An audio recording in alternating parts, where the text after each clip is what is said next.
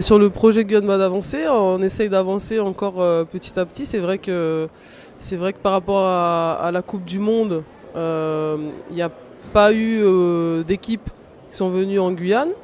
Ensuite, on a organisé un match quand même entre la France et le Brésil, un match de foot féminin, donc pour essayer de dynamiser un petit peu le projet. Mais maintenant, voilà, l'objectif c'est les JO de 2016, les JO de Rio. On espère qu'on arrivera à accueillir quand même peut-être une ou deux équipes, arriver à les convaincre de passer par la Guyane. Et en attendant, je pense que ce qu'il faut faire, c'est déjà essayer de les attirer pour des stages sur l'année 2015 et 2016, qui passent en Guyane, qui se rendent compte vraiment des installations et puis de l'opportunité de venir ici, parce que là, quand on est à 8000 km et qu'on voit Guyane base avancée, on ne se rend pas bien compte.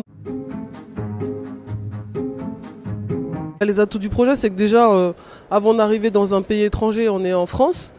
Donc on est la Guyane, on est voisin du Brésil. Donc être en France avant d'arriver en terrain étranger, je pense que c'est un atout pour les athlètes déjà, pour se sentir bien, pour moins avoir la pression. On prendra bien soin d'eux.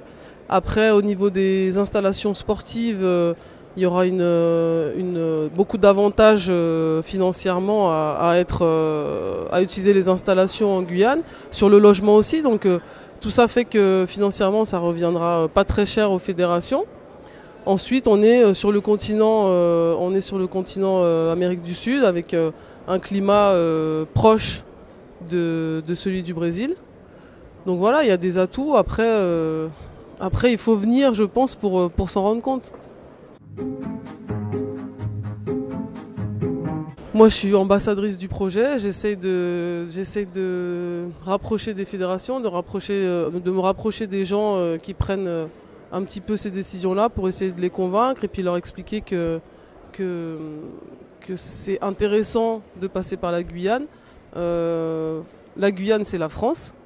Et je pense que quelque part, ce serait pas normal, mais ce serait pas étonnant de passer par un pays français avant d'aller à Rio. Nous, la fédération de judo, avant d'aller à Londres, on a bien été dans le nord de la France. Donc là, c'est un petit peu pareil. Pourquoi ne pas passer par la Guyane avant d'arriver au Brésil ?